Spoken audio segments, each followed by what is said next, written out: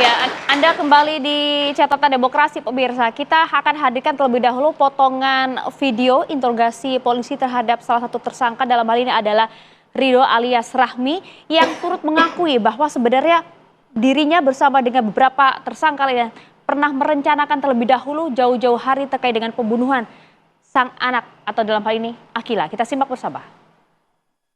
Kapan pembunuhan ini direncanakan?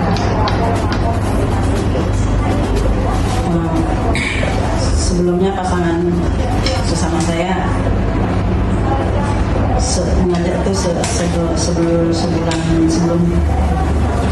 sekitar sebulan yang lewat.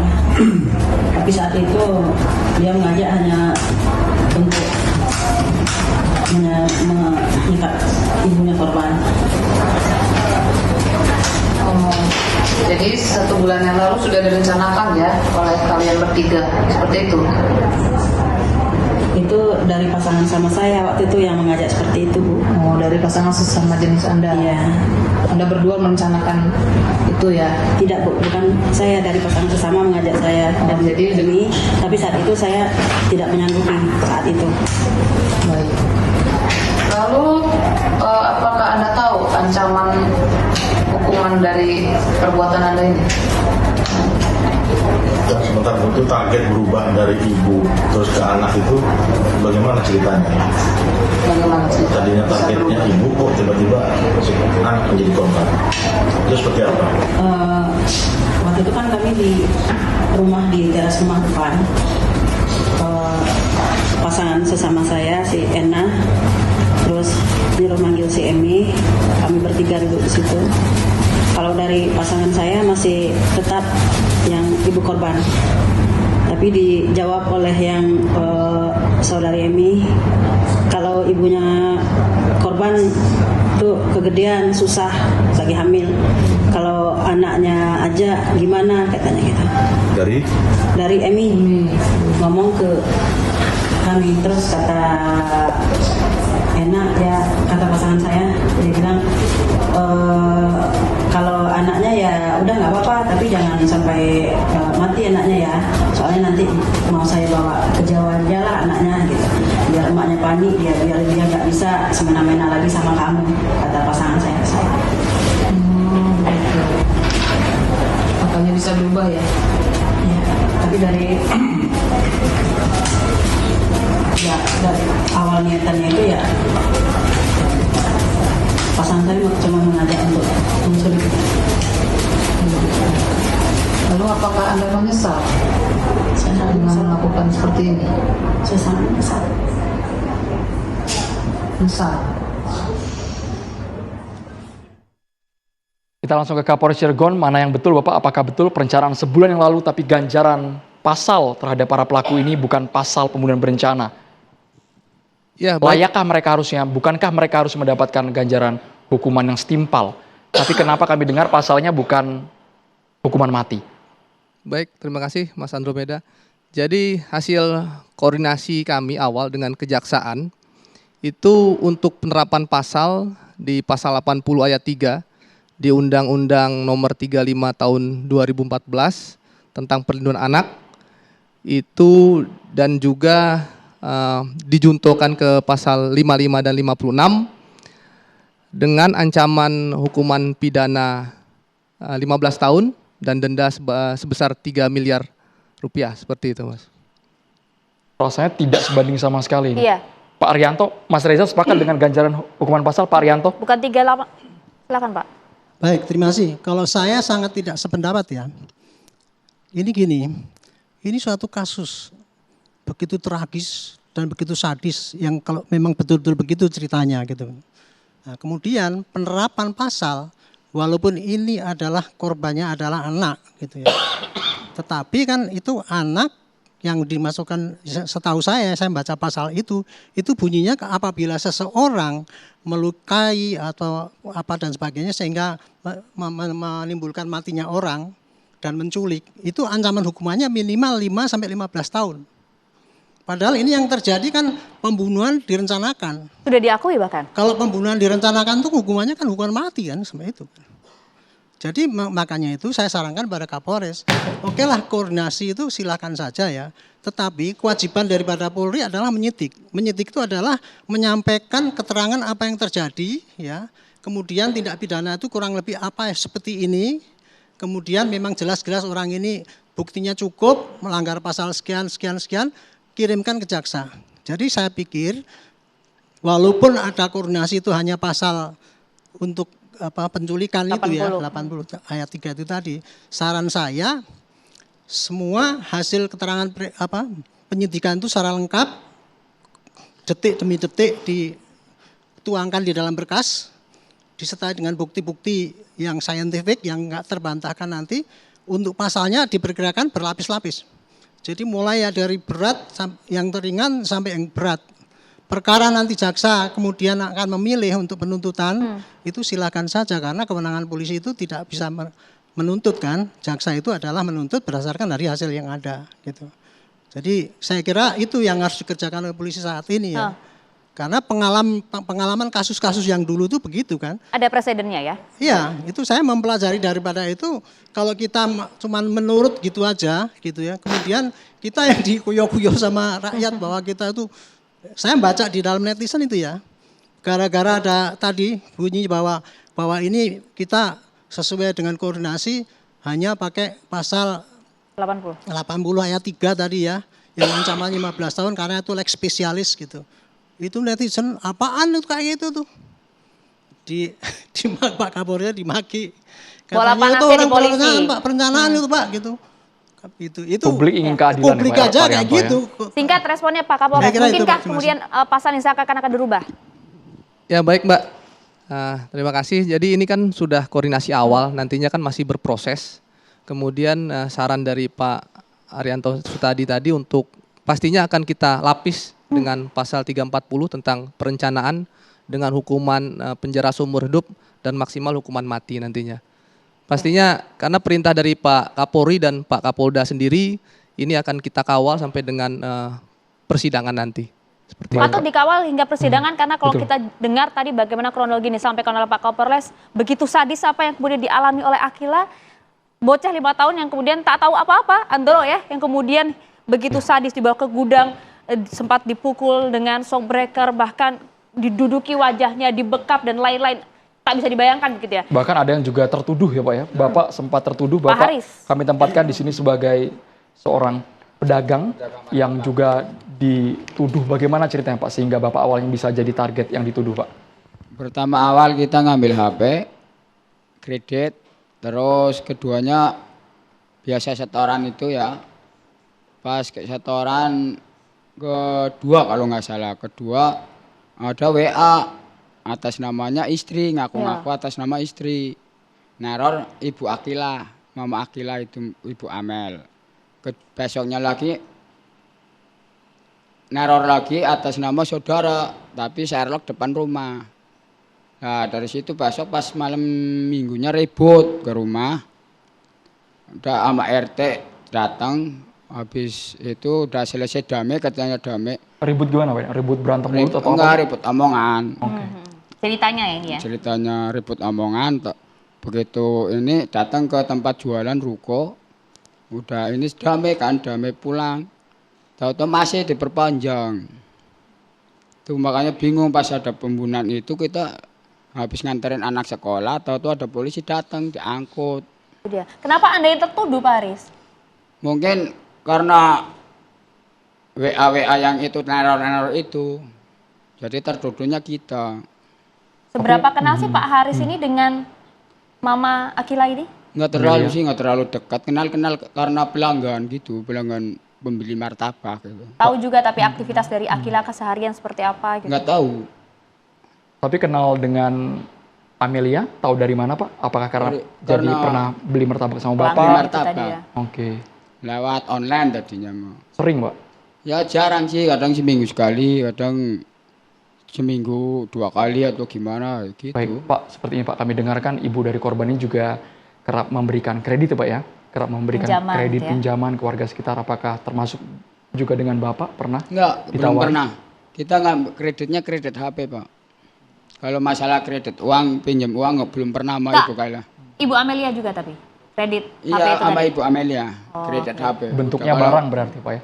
Soal ini Tapi- Pak, yang pasti kan dari orang tua korban juga masih berduka, tapi ada juga ini Pak yang mengatakan kabarnya ada nada, mungkin kata yang cukup pedas dan keras yang didengar oleh warga saat menagih Pak. Nggak ada sih. Kalau nagih pas kan sama kita. Jadi nggak pernah. Ya wajar lah. Ibaratnya telat dia marah ya kita akui wajar aja lah. Karena telat sehari 2 hari kayak gitu. Tapi tidak ada tuh Pak kata-kata kasar, pedas, kejam gitu. Nggak ada.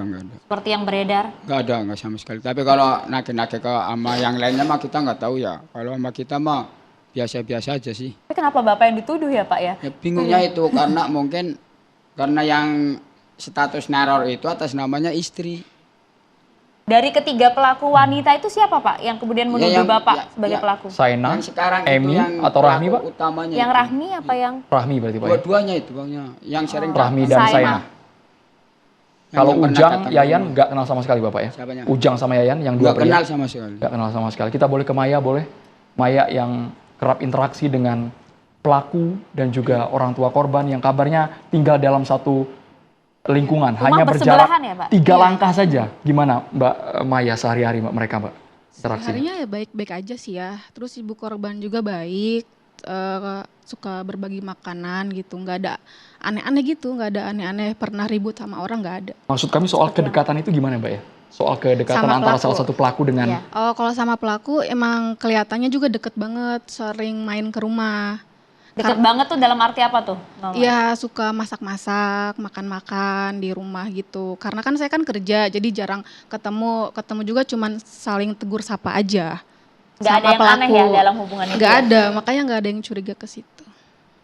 Dan juga tadi kan disampaikan ada unsur dendam karena sang anak sempat pernah dibentak begitu ya Iya. oleh Mama Akila gitu. Sempat dengar nggak? Enggak Mama sih, ya? Pak. Enggak pernah dengar. Memang keseharian Ibu Amelia ini seperti apa sih kepada anak kecil, tetangga ataupun juga kepada Akila Ya sang biasa anak? aja kayak ibu yang lainnya. Kalau misalkan ada anak laki yang nakal ya biasa tegur dua-duanya gitu. Tapi Maya kaget nggak ketika dengar bahwa pelaku ini menghabisi nyawa Akilanya membabi buta Kaget banget. seperti orang tidak rasional? Kaget Mungkin banget. Maya yang pernah lihat pelaku dan juga Iya. orang tua korban interaksi, nyangka nggak bakal kayak gini Nggak kejadian? nyangka, nggak ada yang nyangka. Sebiadab ini pelaku? Nggak ada yang Kepikiran nyangka. nggak sampai ke ujung sana? Nggak Dari kepikiran. karakter sehari-hari, dari gaya ngomongnya. Nggak kepikiran sih, soalnya kan sama Bu Amel deket banget ya. Gitu, baik-baik aja hubungannya. Bahkan sebelum kejadian juga sempet masak-masak di rumahnya gitu, makan-makan. Jadi nggak ada yang kepikiran ke situ. Soalnya deket banget, hubungan baik banget, nggak ada cekcok apapun gitu.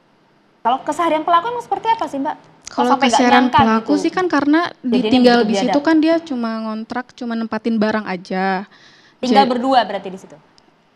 pelaku Heeh. pelaku nggak tinggal di situ, dia hanya nitip barang aja, barang dia di situ, jadi dia nggak tinggal di situ. Barang apa itu Mbak? Barang-barang dia Pakaian? kalau kayak jemuran, barang-barang apa juga saya kurang tahu sih, kayak barang-barang aja gitu. Kalau nggak soal ini ditinggalin Mbak, ya? soal konflik 75 juta rupiah yang kabarnya dari Ibu Amelia ingin menagih kepada pelaku tetapi pelaku tidak terima. Mbak Maya tahu soal Motif itu? utama itu kan. Enggak tahu kalau soal itu. Nggak tahu sama sekali. Enggak tahu. Jadi posisi Mbak Maya tinggal sama korban dan pelaku ini seberapa jauh Mbak sebenarnya Mbak? Bisa dijelaskan Mbak? Sebelahan banget, sampingan. Sama pelaku? Sama pelaku, karena kalau pelaku kan karena di situ kan cuma nitip barang doang. Kalau ke situ kan main ke rumah Bu Amel. Karena sering masak-masak di situ, main ke rumah Bu Amel. Kalau di situ kan dia cuma nitip barang doang. Jadi cuma ketemunya selewatan aja. Iya. Tapi kalau soal kan sempat diakui ya pada saat diinterogasi memang ada hubungan sesama jenis itu ya antara dua pelaku. Dengar juga soal ini Mama ya? Dengar dari Oh, berita. jadi memang sudah tahu ya warga di lingkungan itu? Iya, udah tahu semua dari berita. Oh, baru Oke. tahu setelah Baru tahu ini setelah ini viral ya? berita. Tapi kedua pelaku itu Cuman memang nggak tahu. gelagatnya kelihatan nggak gelagatnya Kalau gelagatnya kedua perempuan itu? Sehariannya dulu Pak. Kedua karena pelaku sering itu. berdua terus sih. Cuman kalau ke situ nggak tahu. Sering berdua kita nyangkanya saudara. Baik. Mereka berdua nih nyangkanya saudara. Tapi gitu. Mbak Maya waktu kejadian itu Mbak yang Akila ditinggal sendirian di kontrakan, tiba-tiba pelaku jemput Akila, posisi Mbak Maya ada di situ? ada di rumah. Saat jemput Akila tuh tahu berarti ya, yang kabarnya Akila dibekap mulutnya, Enggak. Akila mencoba Sempat menggigit teriak. dari tangan pelaku? Enggak tahu. Soalnya posisinya saya di rumah, di dalam, di kamar lagi sakit, sama anak lagi sakit dua-duanya. Enggak dengar apa-apa. Ada warga tidak Mbak? Sempat Ada, yang dengar atau Bu. yang lihat curiga gitu? Bude di kontrakan juga nggak dengar apa-apa. Ada di atas, di bawah tangga rumah itu, Baik. cuman nggak dengar apa-apa. Ini Mbak Maya sepertinya di kanan kiri juga mengajak warga, mungkin Mbak Maya juga bisa bantu ke Ibu Hanifah. Oh iya. Ibu Hanifah ini seberapa kenal dengan pelaku maupun korban yang tinggal dalam satu lingkungan Kalau ini? sama pelaku tahu, cuma nggak kenal. Kalau sama Bu Amel, saya sering say hi, sering WA, ngechat, akan sering main anak sama anak gitu. Jadi sering kelihatan main ke rumah gitu. Nah itu dia sering main ke rumah, diperlakukan seperti apa sih anak Bu Hanifah Oh, sama kalau Bu Bu Amelia Amel gitu? tuh Betul tidak seperti yang tadi kita enggak. lihat Kalau Bu itu Amel para tuh pelaku? beneran kalau jajan satu dijajanin semua, Bu. Kalau makan barengan, kalau beliin somai misalkan anaknya dibeliin somai, mainnya 4 orang kan semuanya itu, dibeliin semua. Kalau roti satu ewang, kalau beli silok semua baik dia tuh. Jadi kalau yang Kadang- disampaikan tadi Enggak salah mungkin itu, ya? enggak mungkin. Soalnya kalau dia bikin kue aja ngirim ke rumah, teh saya bikin kue, mau ngicipin enggak? Oh ya makasih. Padahal mah jarak rumah dari kontrakan Mama Kila tuh beda 2 rumah lah gitu. Jadi tidak mungkin kalau anak itu ditinggal sendirian, hanya diberikan air putih dan Enggak juga mungkin. puding. Soalnya dia tuh Perhatian. perhatian sama anak juga, sering kan anak saya sering main ke rumahnya dia, sering main bareng, kadang teh habis renang bareng, dia tuh baik banget sama anak-anak kecil, nggak mungkin kalau bentak-bentak. Baik. Ibu Hanifah ini kan kejadiannya kan Akila dibawa dari kontrakan, kemudian Sebuah dibawa gudang ke ya? gudang. Iya. Tahu posisi gudang itu di mana? Di sanalah kabarnya Akila berusaha untuk melawan, tetapi karena anak berusia 5 tahun tidak berdaya. Kurang tahu, itu tahu juga dari berita, ternyata kan saya kan ikut nyari juga, nyari sana sini, nyari sini, terus ngumumin ke masjid. Nggak tahu kalau si Akila itu ada di dalam gudang situ. Mencari itu pada saat kejadian langsung? Iya harinya, beda 1 jam karena saya lagi nggak di rumah, pas denger Kila hilang gitu kan, saya langsung lari ke rumahnya. Emang hilangnya di mana? Di dalam kamar teh. Kok dalam kamar, apa ya jangan ngajak apa lo, kalau keluar nggak mungkin, soalnya anak ini beneran nurut, kalau jangan keluar rumah dia enggak.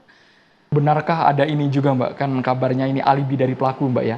Jadi pelaku ikut memesankan ojek online, kendaraan gitu ya? online untuk mengantar ke polisi untuk mencari keberadaan Iya benar, Akila ini. soalnya saya juga. Jadi dia acting gitu Iya maksudnya? saya juga lagi pas itu nganter Teh Amel juga sama saya boncengan. Terus ada 15 menit, terus si pelaku tuh datang naik ojek Ini pelaku online. yang mana Mbak? Yang Rahmi, Emi, atau yang Saina? Rido, yang Rido. Rido. Iya. Terus pas kata saya kan, Bu udah temenin Teh Amel aja kasihan. Oh sayanya mau ke Jakarta gitu, alasannya gitu. Udah habis itu dia pulangnya sama siapa Bu? Sama ojek online, udah aja. Terus saya kan di situ kan laporan sama Teh Amel tuh sampai mau maghrib kayaknya. Saya Raut wajahnya nggak ada kelihatan panik, ketakutan, Iya kan penyesalan kirain gitu. saya mah keringatan tuh apa capek karena Oh, katanya. sempat berkeringat tapi Iya ya? katanya mah habis nyari-nyari kesana kesini ikut nyari katanya gitu. Pas saya ngobrol di situ itu. Artinya kemungkinan pada saat kemudian Bu Hanifah dan juga Bu Amelia mencari Akila pada saat itu kan berselang 1 jam dari mulai Akila hilang gitu ya. Artinya pada saat itu kemungkinan Akila sedang kesakitan gitu ya, merintih di dalam gudang. Iya cuma Disiksa kalau pada itunya saat mah itu ya? udah di luar ngelihat itu. Saya di situ tuh udah ada di luar yang si Ridonya mah. Oh. Kalau Ujang Sempat sama Yayang bertemu kenal? berarti pada saat itu Iya ya? lagi duduk Gelagatnya aja. seperti Ya, apa? gelagatnya ya gimana duduk aja gitu. Maya ingin menambahkan mungkin Maya? Iya, jadi pas hilang itu dia sempat nyari juga. Sempat bantu nyari juga gitu. Jadi pura-pura kayak nyari gitu ya? Jadi nggak ada yang berpikir ke situ. Oh, ternyata fakta yang ada di lapangan Masuk akal. pelaku sangat jahat sekali. Nanti kami akan coba interaksi dengan orang tua korban. Nanti kita juga dengarkan analisa dari Mas Reza, kemudian Pak Ayar Salmi dan juga Mbak Neno Warisman sebagai pemerhati anak. Hanya di Catatan Demokrasi, tetaplah bersama kami.